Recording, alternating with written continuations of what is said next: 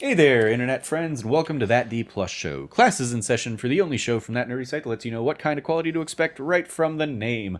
I'm your host, Trevor Starkey, and each week we dive into a different Disney Plus offering and discuss its history, how it holds up today, and our general impressions. Joining me, we have Cameron Abbott. How you doing, Cameron? Hey, what's going on, everybody? What's going on is today we are talking all about LEGO Star Wars Rebuild the Galaxy, a little four-part series that came out today as we're recording this Friday. It's why the episode is a day later than usual, because it just didn't drop until today, and so we decided we would push it.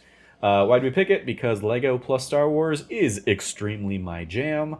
So I was like, I'm going to do that. I was fully prepared to do it as a solo standalone episode, but Cameron was like, I will watch it and come by, and so we're here to sit down and record. And even then, he was telling me beforehand, you almost abandoned me to go back and play more Astrobot. Yeah, So they're a real thought. It might have been a solo episode after all, but nope. Nope, I persevered. Little four-part series, originally released here September 13th, 2024. Has a runtime of, about 100 minutes overall. Each episode's about 20 to 25 minutes, I think. And some of that's probably just like all the different credits, so probably looking at like 80 to 90 minutes in terms of total runtime, but each episode's 20 to 25 of the four. In the LEGO Star Wars timeline of things, we had the LEGO Star Wars Holiday Special back in November of 2020. We had LEGO Star Wars Terrifying Tales, October of 2021. We had LEGO Star Wars Summer Vacation was the last one, August 5th, 2022. So then we had a little bit of a gap there. Nothing last year. And here we are with LEGO Star Wars Rebuild the Galaxy, September 13th, 2024. Our roll call, the who's who of everybody on this. We have the director of all four episodes, Chris Buckley, in his directorial debut, but he was a senior animator on The Last Jedi. He's also been a lead animator on projects like the Lego Movie 2, the second part, as well as the animation director on Lego Jurassic World projects and the Lego Star Wars Holiday Special, as mentioned above. So he's certainly a good blend of Star Wars and Lego projects to be heading up this one. Our writers, the writing duo of Dan Hernandez and Benji Samit. They have previously written Pokemon Detective Pikachu, The Addams Family 2, the 2021 animated film, Koala Man, which I believe is a Australian series, limited run series or something like that. And they wrote last year's Teenage Mutant Ninja Turtles Mutant Mayhem. Nice. Shout out to them and their little lineage leading into this. Our core cast of characters, we have Gaten Matarazzo as Sig Griebling, probably best known as Dustin from Stranger Things. Yep. But he's also done like a lot of Broadway stuff. You've seen him out there on the Great White Way. Tony Revolori as his big brother Dev Griebling. Probably best known to audiences, including our own, as Flash in the Spider-Man Home trilogy. He's also a Wes Anderson regular in stuff like The Grand Budapest Hotel. Bobby Moynihan in here as Jedi Bob, having been in, of course, stuff like SNL, as well as the DuckTales reboot. Marseille Marine as Yessi Scala, having been in Blackish, as well as the Paw Patrol movies, Paw Patrol the movie and Paw Patrol the Mighty movie. And then Michael Cusack as the voice of Servo, SRVO, was in the game High on Life last year. He was Knifey, your knife weapon. He was also in Koala Man, along having worked on and been like a co-creator, I think, with the writers. Nice. And then we have some fun little cameos. I didn't pull all the full cast list. Lots of familiar voices in there, reprising roles like Matthew Woods out there for General Grievous, Sam Witwer in there for Darth Maul. But of kind of big Star Wars fame, of course, we have returning Mark Hamill, of course, as Luke Skywalker. Also, like an executive producer on it, I think I saw in the credits. Nice. And then like every episode he's like, and special appearance by Mark Hamill as Luke Skywalker, having been Luke since 1977 in A New Hope. Ahmed Best returns as Darth Jar Jar, having played Jar Jar on and off since 1999's Phantom Menace. Naomi Ackie is in here as the Jedi Janna among the Jedi collective in their little AT-AT sandcrawler, having been Janna since 2019, The Rise of Skywalker. Anthony Daniels in here as the bounty hunter C-3PO, having been 3PO since New Hope as well, 1977. Darth Rose Tycho, Kelly Marie Tran returning, having been Rose since 2017's The Last Jedi. And the final tease of the series, Billy D. Williams as the Landalorian, having played Lando on and off since 1980's Empire Strikes Back. Some trivia here. As I was telling Cameron right before we started recording, we're recording this the day this came out, so there isn't like a whole bunch of great sites that I could pull from or like IMDb trivia to pull from. So a lot of this is just, actually I think all of this is just trivia that I pulled just from my own Lego knowledge or doing a little bit of Lego research. The Lego sets that were released in conjunction with this series are Lego set 75388, Jedi Bob's Starfighter, which includes Jedi Bob, an Akbar Trooper, and Servo. The set 75389, The Dark Falcon, includes Darth Jar Jar, Bounty Hunter 3PO, Darth Dev, Darth Rey, Beach Luke, and Jedi Vader. And then 75393 is the TIE Fighter X-Wing mashup set, which basically has like the bodies and then the wings are like removable and interchangeable. And that includes a Rebel pilot, a TIE pilot, Yessi Scala, Sig Griebling, and an L3GO droid figure, which is very briefly seen in the first episode here. It is basically an R2 droid, but in the Lego yellow and red colors. So, like, in the very first episode of this series, Yezi, like, gets scolded for having, like, broken down some rebellion ships or whatever, and like they explode, and we see the helmet, the yellow and red helmet of this droid come flying forward. Some other trivia here.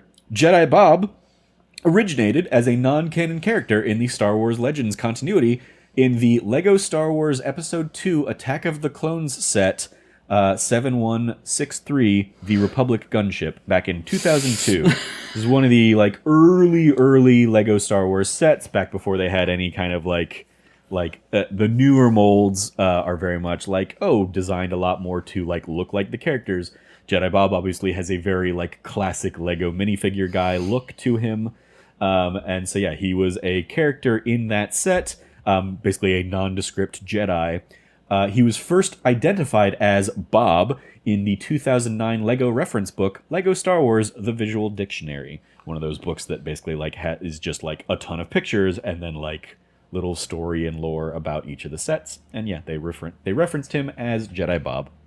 And in fact, the first ship that Jedi Bob builds as they are fleeing Finessa appears to be a nod to his early Republic gunship roots, because it's very much got the Republic gunship vibes that then get like the ATST legs and all that stuff. Jedi Bobarian Afal is a nod, his last name, Afal, being a nod to the widely used adult fans of Lego acronym. So as soon as that popped up and I saw it like there in the subtitles, I was like, perfect, no notes. Aliston Nor, Jedi Bob's home planet, and the concept of Force Builders in general originated in the LEGO Star Wars series The Freemaker Adventures that ran in 2016 and 2017. And then I guess technically you could consider Force Builders have been a thing since the very first LEGO Star Wars game of the original trilogy back in, 2005 when that came out? Because, it was... Sounds about right, 99 was Phantom Menace, 2002 was Attack of the Clones, and then 2005, Revenge of the Sith. And I remember infamously the LEGO Star Wars game with spoilers for Revenge of the Sith came out came out 2 weeks before Revenge of the Sith actually dropped. So if you like played through that game, you were seeing like cutscenes that were, spoiling the end of the movie.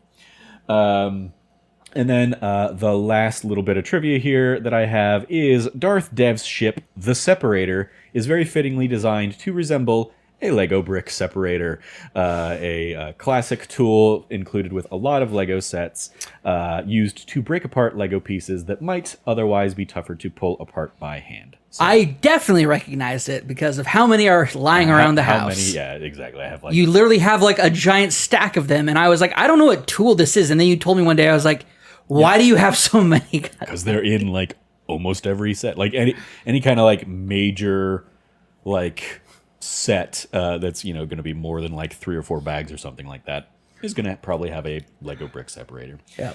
That is the trivia I pulled together.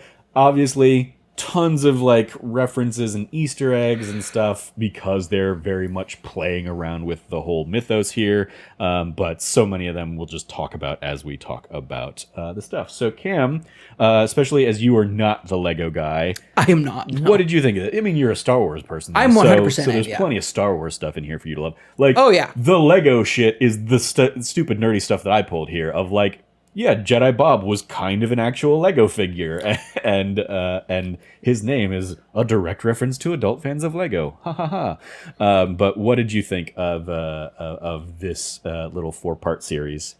So for me, like you said, I'm not a Lego person. Normally, I will just like kind of bounce off of just about anything Lego. The Lego movie, I was like I was pretty into it.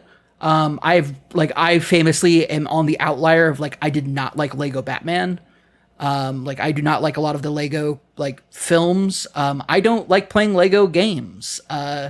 There's not my jam. I'm not the biggest collectathon guy anyway, but like when it came to this one, I was like, you know what?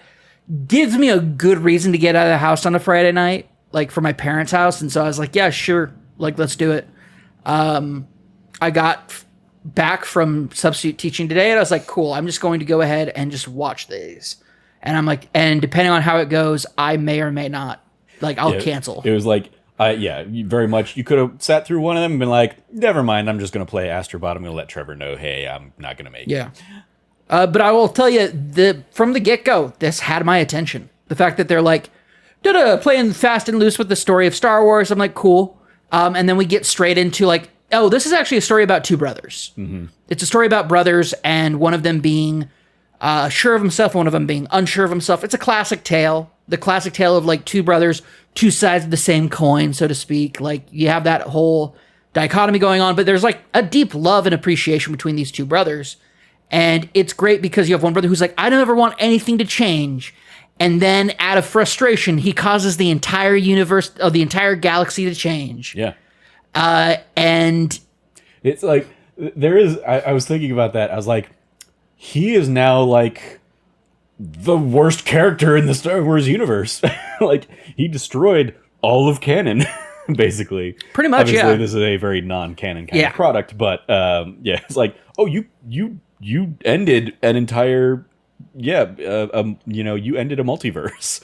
If this were like a Marvel, you created an incursion event, and 100%. That old galaxy no longer exists. Pretty much, There's no going back to it.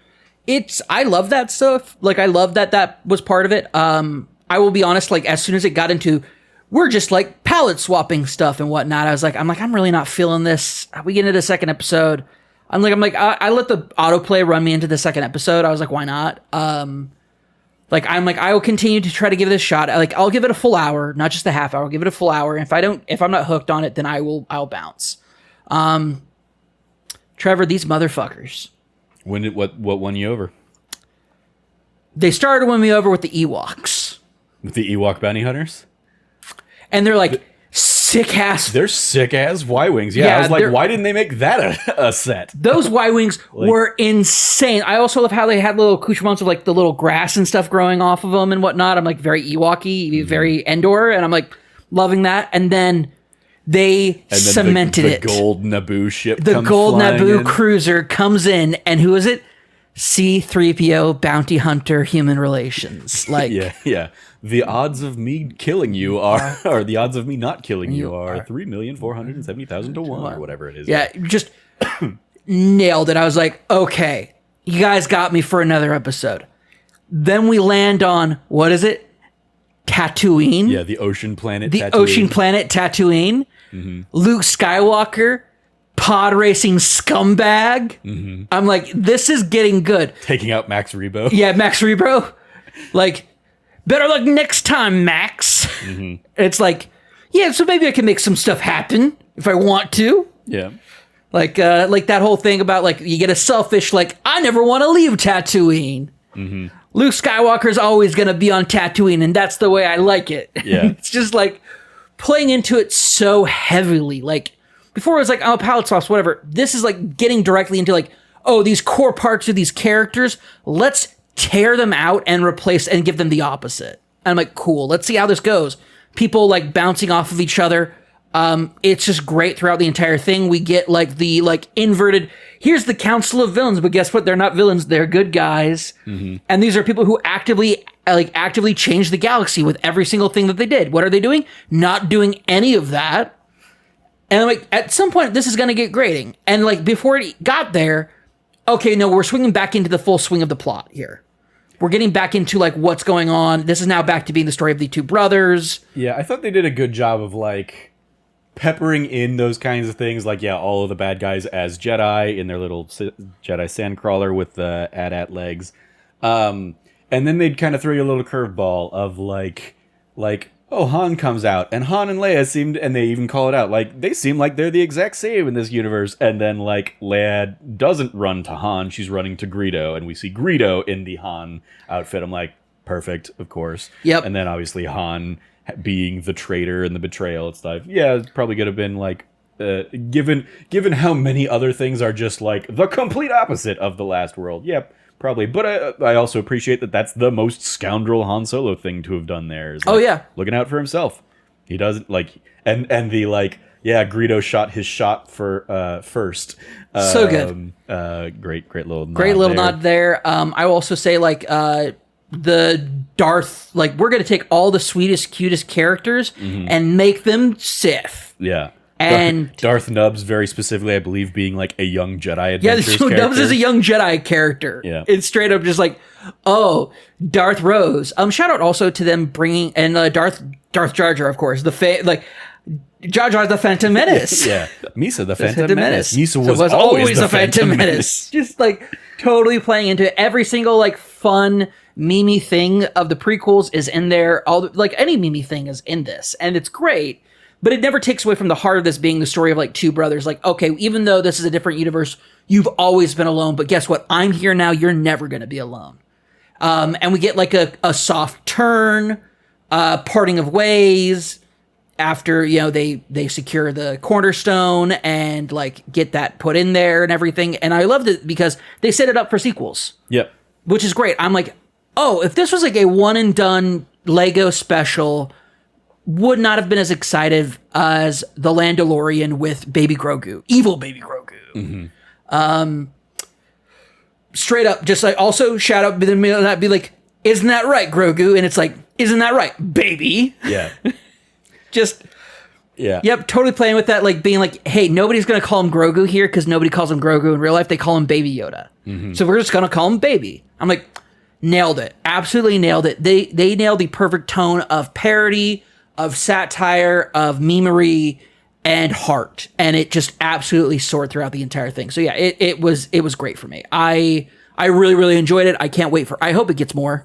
I'm hoping the fact that there's not, like, a bunch of articles already published out about it means that you know, it didn't get the hype it needed. But I mean, it just came out today, so Yeah. it, like, they had, like, the premiere last night, and I saw, like, I follow. You know, I'm the weird person that follows enough, like, Lego people that, like, oh, they invited Lego influencers to the thing last night. And, oh, that's and so that was cool. fun. I didn't know they were doing that thing. Yeah. Okay, yeah. I really hope it gets a second season. I really enjoyed it. Yeah, it definitely strikes me as they especially like knowing that they do one of these kinds of things every year or so, and they've all pretty much been like a 60 to 90 minute thing. This is the first one that they turned more episodic, but like this could have just as easily been like, here's a 90-minute rebuild the galaxy special kind of thing. So yeah, I like that this one they were like, hey, like what if we do this as like, you know, a short limited series, but leave the door open to do like a season 2, you know.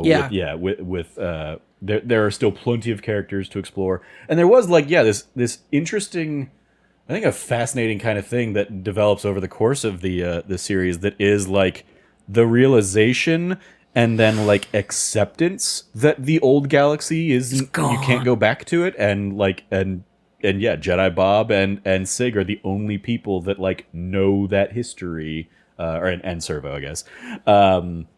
So it's like an interesting, fascinating little like weird meditation on like creation and also just like life in general, I guess. Yeah, it was interesting. Him accepting change. Yeah, the thing that he didn't want, the thing he's been resisting wanting to go back to, and now the thing that he's accepted, change. It is a full circle of change on him, and it's great. It's done so well. Yeah. Yeah, voice acting, of course, from like the classic Star Wars people, you're excited to see like people actually come back for this, which is great. Yeah, like especially like Mark Hamill being the big one of like, yeah, oh cool, like he's here to have fun. I think like you hear it. Yeah, it's so easy to hear. He's having a good time with it. Like his whole like breakdown of like the original trilogy. So you're saying in your galaxy, my dad's evil for all but like the last 5 minutes.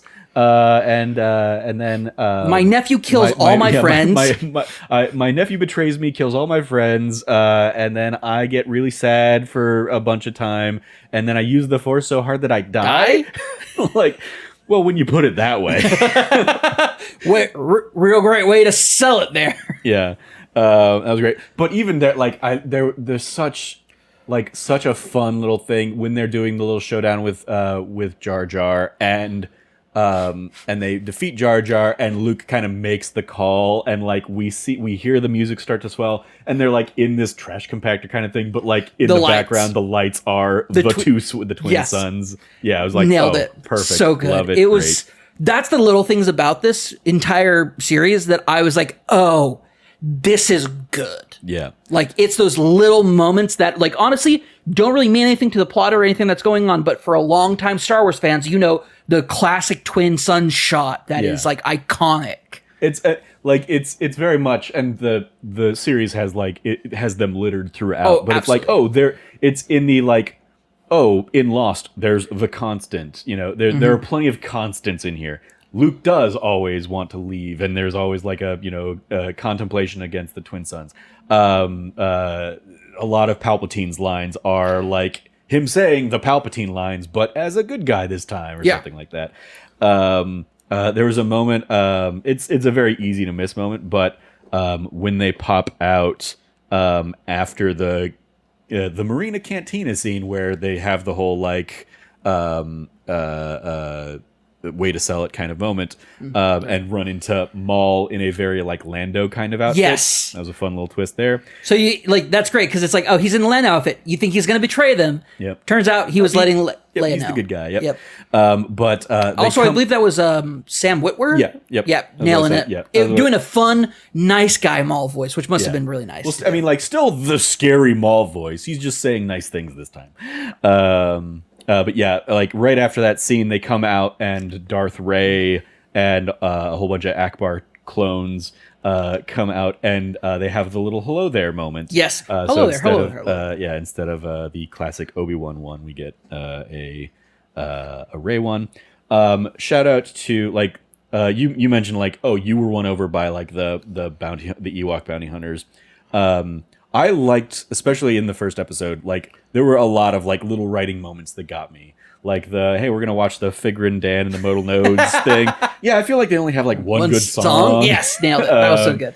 So I love that. And then like right into Sig being like, "Why do I get so nervous around the coolest girl on the planet?" Oh, answered my own question. like just a great little beat of self-discovery, self-reflection. Yeah. I love the idea that like Sig has known that he's had these force powers for a few years, but he's been kind of keeping it under wraps. Reveals it to save his brother's life. Yeah. His brother's like immediately stoked Yeah. for him. And that's another thing too. You immediately like, oh, I love Dev because Dev is a super supportive older brother. Mm-hmm.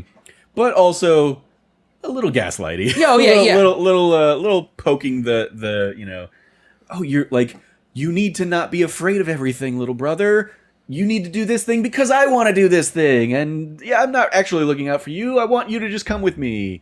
Or because you can use the Force, I need you to help me find success kind of vibes. Well, that, make his transition to the dark guy, the Darth Dev, not as, like, bad. I don't know. I don't know if it's just because, like, I am a younger brother and I've had an older brother who, like, the way that he's like, hey, you should come with us. He had, like... He has some, like, tough love moments that I'm like, I feel like you're saying this more for your benefit than his benefit, was my read on it. That's fair.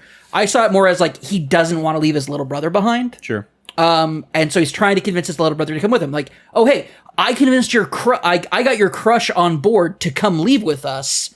You should come do that. I was almost expecting them, because it struck me a little bit more early on as like both of them are crushing on her, and so it's like, wait, which one do we want to? I don't know what that's a weird dynamic to play around with, but like it definitely felt like Dev was being a little flirty with her initially, and then we get the like Sig being like, oh, he's definitely crushing on her. So I'm like, yeah, well, obviously Sig's the hero of the story. I want him to like get the girl kind of thing, but also like, what? weird vibes. I don't know. I kind of picked it up as like a older brother trying, like when he's getting emotional with her, he's like, okay, I'm going to cut in here and help him out and set up like a, let's hang out. Let's do something. Oh, he's trying to be a wingman? Yeah, he's trying to be a wingman. And then immediately Sig goes like, no, I'm good. I'm going to leave it alone. And at first I thought it was like, because my first thought was like, oh, maybe Dev likes her. And that's his way of being like, hey, we should do this. And then Sig like reading that and like picking up. And then afterwards he's looking out the window.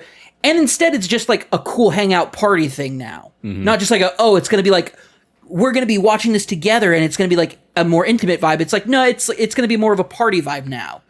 Where before I felt like it was him trying to set up his brother. Yeah. But like I said, there's also like some interesting brother dynamics going on that are, I think you're right to say like, there was a little, especially when he learns about the powers, he does say like, help me conquer the galaxy. Yeah. In like a very fun tone. Yeah, but foreshadowing. But foreshadowing for sure. Oh, yeah. Absolutely. Especially with like the Darth Cave moment and it's like him actually like doing, absolutely. Yeah. Once we get into kind of the multiversal, like, everything's been, the cornerstone's been pulled out and we see like the flashes. We're getting the like voiceover from Bobby Moynihan of like, the whole galaxy is going to change and we're seeing it. I love the callback to the moment in Last Jedi where they like taste the planet and like salt, and then we get this and like pepper. Yes. I love it. Shout out to Sig being like talking through all the clone Akbars, which is a fun like, so in this universe it wasn't Jango Fett that volunteered. It was for the clone Admiral Akbar. Admiral Akbar. Neat. Yep. But him being like, wait, no, you're part of the rebellion, and also I think you're dead. Love those things. Who sent you, Porkins? Shout out to Porkins living. Getting a ton of references about him being alive. Yeah. So I kept waiting for him to be the get a hero moment in the final. But then I'm like, maybe they couldn't figure out how to like very clearly visually be like, yes, I'm Porkins, gold leader, or something like that. I don't know. Yeah, I think that, you're right on that. I think one for kids who don't know who Porkins is, it's a fun little like, there's a character named Porkins. And then for longtime Star Wars fans, we know Porkins is the example used to show that the Death Star is so huge that it has a gravitational pull. A lot of people think he's just a poor pilot, and the whole point was, no, there's so much gravity on the Death Star is so large it has its own gravitational pull. Okay, I mean, I'm pretty sure he gets shot in that sequence. So was he getting shot? He goes down. He just crashes. Like he's just no, because they're like, we got to pull. There's like a pull up.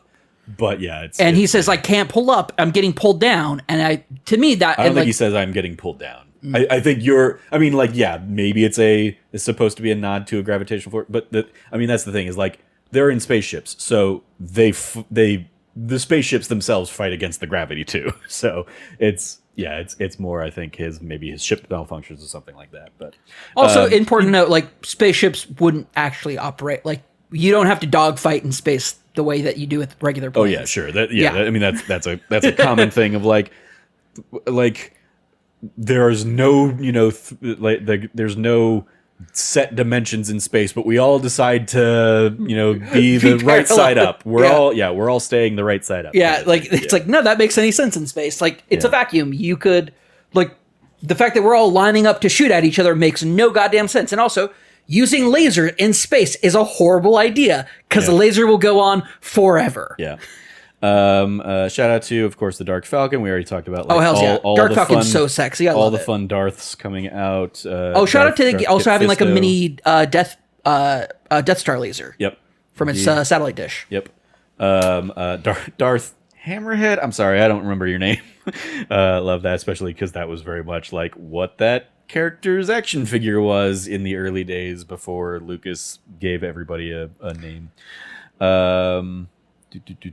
I loved after it. So episode 2, Sig gives Servo a voice, and we start getting the Australian guy's voice. New Zealand, but yeah. New Zealand. Kiwi. And then I loved the that the little intro visual that had like all the little droid or creature faces that was constantly ending with him just being like gonk gonk. In the third one's like, hey all, hope you enjoy the show. Like you're watching Star Wars. Like we get his voice. And then in the 4th episode, after he's been like dismantled, just like the light goes out and it's sad. So I like that I wish that they had found a way to play with it so that episodes 1 and 2 were different too. Yeah. And they had like fully changed it in each episode. But I like that like it adjusted according to where they were in the story with him. Shout out to all the Jedis that we've got. We got Jedi Palpatine, Jedi Vader, Jedi Jabba, Jedi Dooku, Jedi Lobot was in there. Yep. Jedi Cad Bane, and Jedi Janna, who the only like really good one, I guess, of the bunch. Of course, we go back to Dagobah. I love the Jedi will strike back. Love that as just a reference, a line. The Sig being like, yeah, I filled him in on some things, and then we cut to Darth Vader being like, I'm your what? Yeah, it's so good. Love that beat. One of my favorite lines that absolutely got me. I've had softer landings aboard Star Tours. Yes, of course, as a Disney fan, never gonna, especially because all the Star Tours notoriously crash in their crash landings and stuff. So it's absolutely in fitting with that. Shout out to Chloe and getting Grievous as a rebel in this universe. I going back to the nerd stuff, the Lego nerd stuff. When we see Jedi Bob's like previous galaxy, the flashbacks to that, it is very much like the very early Lego Star Wars molds, where it's way more simpler, the classic Lego pieces compared to the modern day version of licenses. So I loved that was like an extra little meta layer of everything. And then we get like all the. Well, shout out to Bob sucking with a lightsaber. That was fun. Yeah, that was a fun tidbit throughout the entire thing. We finally get to see him use it, and it's like, oh, he does suck. Yep. The TIE Wings versus X Fighter, like all the fight stuff in the final episode was a lot of fun. Be it the Sig versus Dev fight or the space stuff that's going on outside.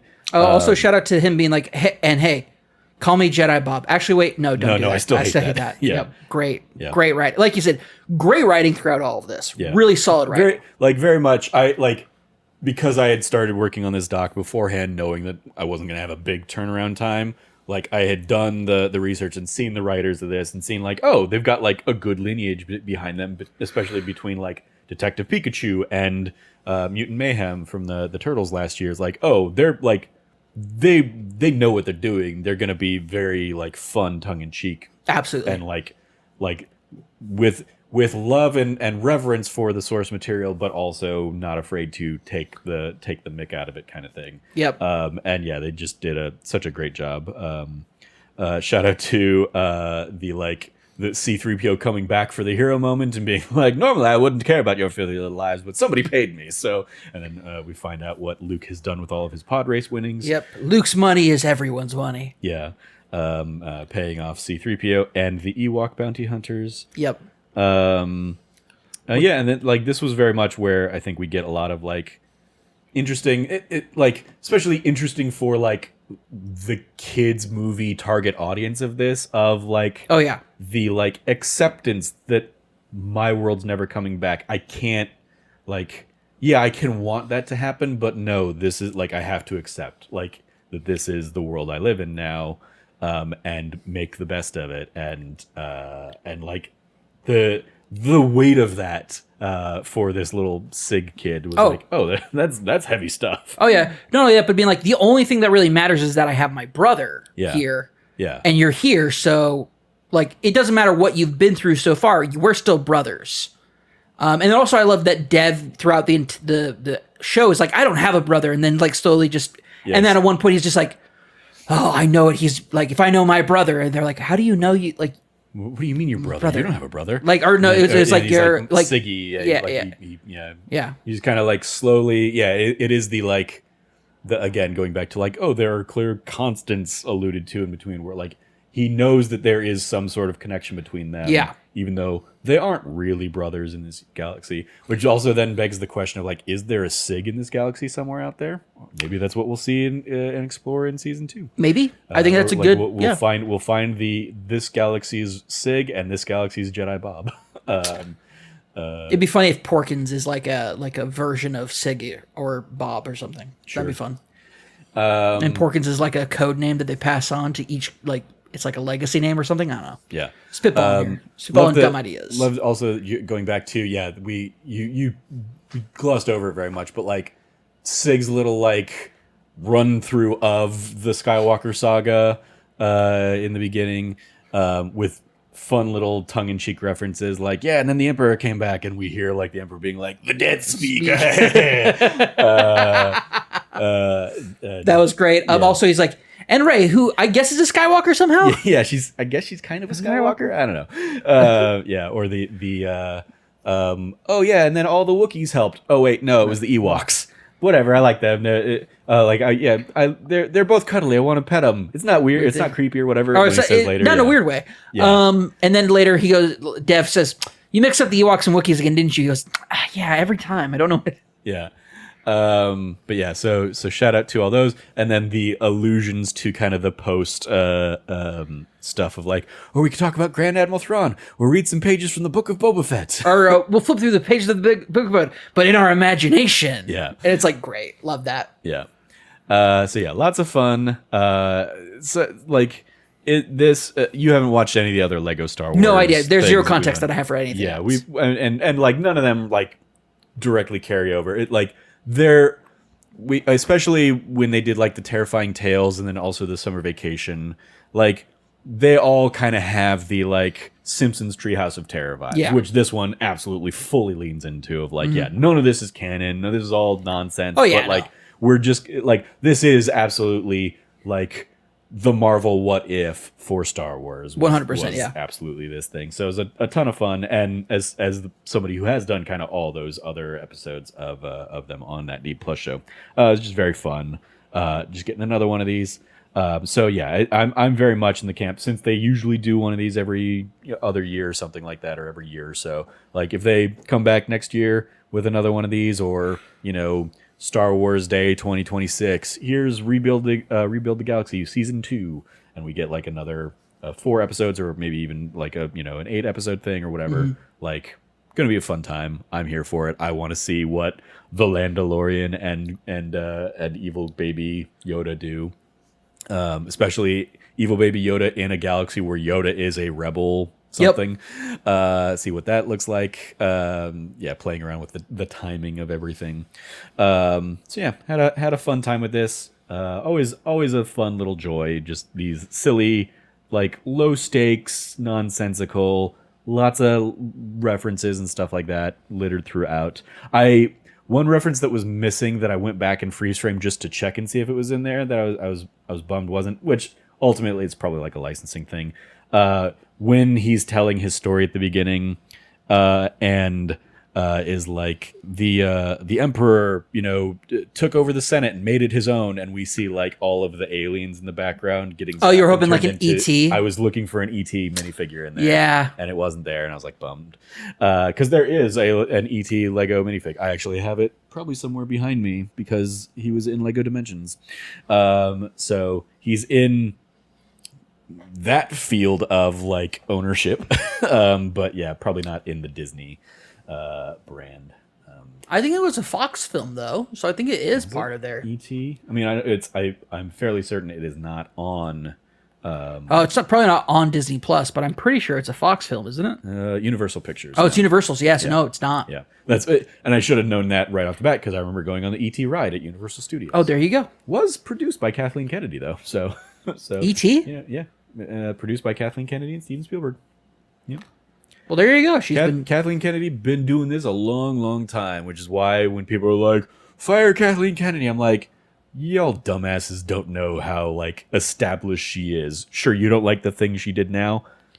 Like, I remember going back and watching Who Framed Roger Rabbit a few years back and seeing her name pop up in that and just being like, "Oh, there you go." Good for her. Yeah, she's been around for forever. Then she's been doing this stuff. Which means long time. And it makes sense that she'd be taking over Lucas stuff because she's been working with him forever too. Yeah, she one of her early credits was as an associate to Spielberg on Raiders of the Lost Ark. Did she was an associate back on Raiders? She was an associate to Spielberg on Raiders, but E.T. is actually her first producer credit. I'm just looking this up in her IMDb right now. Damn, so she's been Wikipedia. She's been rocking with Spielberg and Lucas for years, like decades. 1982. Yep. Yeah. Basically, Okay. Yep. So she's not going anywhere. She produced the Back to the Future trilogy. Oh shoot. Yeah. Jurassic Park, Schindler's List. Yeah. I feel like I probably knew this at one point, but I have somehow forgotten. And it's good to be reminded that Kathleen Kennedy is formally, or at least like for the most part, the shit. Yep. So she. Oh yeah, way more hits than misses, and people like it's all just like bullshit sexism nonsense that people are like, fire Kathleen Kennedy when they don't like whatever the latest. I mean, also my thing with Kathleen Kennedy is like listen, I just think that like, hey, if you want to hear our opinion about like what went wrong with the Star Wars like sequel trilogy, we have the Summer of Star Wars you can refer back to. Yeah. We've gone into that, especially during the Rise of Skywalker episode. We raked that film over the coals. Mm-hmm. So go check that out. If you're like, I do hate Kathleen Kennedy. Cool. Go check that out. We have a lot. We don't say anything about Kathleen Kennedy. No, don't like, if you hate Kathleen Kennedy, you can see yourself out. That's fair. We don't need you. I was thinking about it for a second. I was like, that's not what I was trying to say, but somehow I said it. My bad. If you want to hear us talk about like our problem with the Star Wars sequels, that's the episode to listen to. Yeah. Sorry. If you hate Kathleen Kennedy, you're probably sexist, and you should, either look at changing yourself and like reevaluating the way you look at things, or just don't engage with our stuff anymore. Yeah. There you go. But you are also probably not here. That's fair. Yeah. If it hasn't been firmly established at this point in our podcasting career. Yeah. Sorry, I'm just looking through. So any other favorite moments you want to give some shout out to or anything like that, Cam? I feel like I've already said all of them. Yeah. I mean, when I went through like the things that sold me on it, like the show, it was like, like they continuously just did stuff that kept me engaged and interested. Yep. When I thought they were going to go through the cave, they said they rise the temple up, and the cave is just on top of it. Yep. It's like perfect. So good. Cool. So we'll dive into the report card, grading from A+ to F. What do you want to give Lego Star Wars Rebuild the Galaxy? I think it's a solid B for me. Like the Lego isn't doing anything for me, so it's not like elevating it. Yeah. But like I'm gonna say B+. I love so much of the writing and the cameo and like all the like the interesting pieces to it. It's very, even though it's 4 episodes, the actual like major plot points are pretty short as far as like the actual story goes. It felt like Oh yeah, it was long in the it's tooth. definitely like here's a whole bunch of like references, and we're gonna do a whole bunch of like what if sketches kind of thing, loosely threaded together with a plot. It's Sure. I would say this is very reminiscent to me of I don't know what your stance on the Futurama series is. I love Futurama. So the series of Futurama movies that they did that are basically like each 4 episodes crammed into like a single thread, but you can very clearly like see the episode break points for when they were going to run that on syndication kind of stuff. Yeah. It's that kind of, it has that kind of vibes of like, yeah, this could have been like one full thing, but they broke it up into little episodic things. And yeah, each episode doesn't really exist as a standalone because it wasn't designed that way, but it's still fun. There's lots of fun little gags and and nonsense silly stuff each time. Yeah, like I said, I think that I think 4 episodes is a bit long in the tooth for the story they were trying to tell. They could have definitely cut that down, but you can also tell they had really great what if sketches that they didn't want to cut. Yeah. And I think that's totally fair, but I think that's like the difference between but also if you had say, hey Cam, do you want to watch an hour and a half long or an hour and 40-minute long Lego movie about like Star Wars Rebuild the Galaxy movie, I would have been like, no. Mm-hmm. You're like, hey, it's like 4 episodes. I was like, I can do 4 episodes. There's no difference between these two things, but for me, that was like a consumable ability. Yep. But yeah, I also it's the like, hey, do you want to watch an 11-hour Daredevil movie? God, no. Why would I want that? Okay, well, do you want to binge watch an 11-episode Daredevil series? All right, yeah, sure, I'll do that. Pretty much, yeah. It's that whole thing. It's the also, but I also knew coming into it, it's like, well, 4 episodes. If 1 episode doesn't get me, or like 1.5 episodes doesn't get me, that's that. But if I like stop a movie halfway through because I'm not enjoying it, I feel kind of like it's not as. I've already committed that much time anyway. I don't feel like there's a cutoff point for me, so I'm gonna say no on the outset. Sure. Versus on this one, it's like, well, yeah, if I just get through an episode, I'd be like, I tried 1 episode, Trevor. It's not going to be for me. I'm canceling on showing up tonight. Yeah. So, I'll give it probably an A-. And a lot of that is like, oh yeah, I love the Easter eggs and the Lego, especially like the Lego Easter eggs in this one. Like it's as again, I am the pure target audience for this. 100%. They nailed your ass on this. The only reason I haven't gone out and bought those like the Lego sets that are associated with this one yet are like readjusting my budgeting to account for the increased living expenses of you having moved out. But then B, hey, I'm waiting for like a good gift with purchase deal, or like these are gonna be there for a while, so maybe I'll just buy them in the Star Wars Day stuff next year. And like it in particular, I like especially want the Dark Falcon because it looks sick as hell. Like one of my biggest gripes of a lot of the Star Wars Lego sets is that they're all just kind of like different shades of gray. And that's the Millennium Falcon is a whole bunch of shades of gray and stuff. So like this one also, like, it's grays and blacks. So, like, Dark Falcon being just a fully black ship, not the greatest, like, switch, but it's still enough of a difference that I'm like, there's a fun element to that. And also, yeah, they played around with, like, some of the interior stuff with it, too. And they have, like, we see it briefly in the thing, but, like, they have kind of the Emperor's throne in there in the Dark Falcon. So, just be a fun set to get and add to my collection of other Millennium Falcon sets that I will eventually someday build. Anyway, so yeah, A- for me. So extra credit, other suggestions if you like this. You have lots of Lego Star Wars stuff. So it's Lego Star Wars Summer Vacation, which if you watch that, you can go check out episode 139 of that D Plus show, which is where we talked about that. Lego Star Wars Terrifying Tales, which was episode 93 of D Plus show. Lego Star Wars Holiday Special, which was back in year 1 of that D Plus show, episode 47. There's also Lego Star Wars All-Stars, Lego Star Wars The Freemaker Adventures, which I alluded to earlier. Like, even that, like, I liked that they referenced other Lego Star Wars stuff within, like, the Force Builders kind of exist from that, and the planet that Jedi Bob is from that series was a cool little nod. that I definitely didn't know because I've not actually watched the Freemaker Adventures. Lego Star Wars All-Stars Shorts, Lego Star Wars Freemaker Adventures Shorts, and Lego Star Wars The Resistance Rises. Extracurriculars, you watching anything else on D Plus this week, Cam? Probably not? No. Okay. Yeah.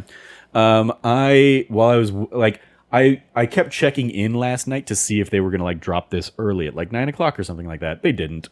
Didn't drop till midnight. But while I was waiting, I was like, well, Agatha All Along comes out next week. So that's what I'm stoked for. Let me refresh a little bit of like WandaVision. So nice. Watch, like, the first episode or two of WandaVision. Still fun. I love the way they played around with like the like history of sitcoms and stuff like that. So many great references in that first one to like the Dick Van Dyke Show and stuff like that. So yeah, that's the thing I watched this week. But yeah, speaking of that, next week will be the first episode or two of Agatha All Along. I believe it is a 2-part premiere coming out Wednesday, so we should be back to our normal Friday schedule for that. And then they just announced recently that Inside Out 2 is going to be coming to Disney Plus September 25th. Yeah. Which is great because I did not have an episode in mind or slated for the 27th. So boom, that slots that in. So that's what the rest of September is going to look like. Agatha All Along next week, Inside Out 2 to wrap up September, and then we head into the fun Halloween month of various Halloween festivities, which we will share at a later time. But I do have most of those already figured out too. So should be fun stuff here in the next couple weeks on that D Plus show. Well, thank you for joining me, Cam, here to talk about Lego Star Wars The Rebuild of the Galaxy. You can follow Cameron at RevCabot, 2 B's and 2 T's. Anything you want to give a shout out to there, Cam? Yeah, we just did our full spoiler cast for speaking of Star Wars, Jedi. Sorry, not Jedi. Jedi Outlaw. No, Star Wars Outlaws. Outlaws. You can go check that out. We waited an entire day to record it so I could finish playing the game. We had a lot of thoughts on it, and also you get Trevor's initial Astrobot review on that. So and then you can look forward to. I'll let you take that one. But, yeah. Yep. Yeah, you follow me at Trevor J. Starkey, and as Cameron was about to jump into there, this week's That Nerdy Site Show, this coming week's That Nerdy Site Show, will most likely be our full Astrobot review / spoiler cast, because Cameron has been playing it this week. So we will chat all things Astrobot in the episode for Monday. So that is presumably, I don't know, I'm hopeful Cameron will have time this weekend to get through all of Astro and like platinum it and stuff so we can go full spoilers on it. But yeah, so stay tuned for that. Because yeah, this week was a weird week where we ended up delaying both podcasts by a day just because of the timing of things. Yeah. But we should be back to our regular schedule next week. So, but hey, if it takes Cam a little bit longer to finish Astrobot, maybe we'll push That Nerdy Site Show a day or so as well. So stay tuned for all of that. You can follow all of us over at That Nerdy Site or go to thatnerdysite.com for all the latest from us. Once again, if you liked what you heard, please remember to like, rate, review, subscribe, share the podcast with your friends, all that fun stuff. Thank you for joining us. As always, stay nerdy, be good to each other, class dismissed, and may the Force be with you. And also with you.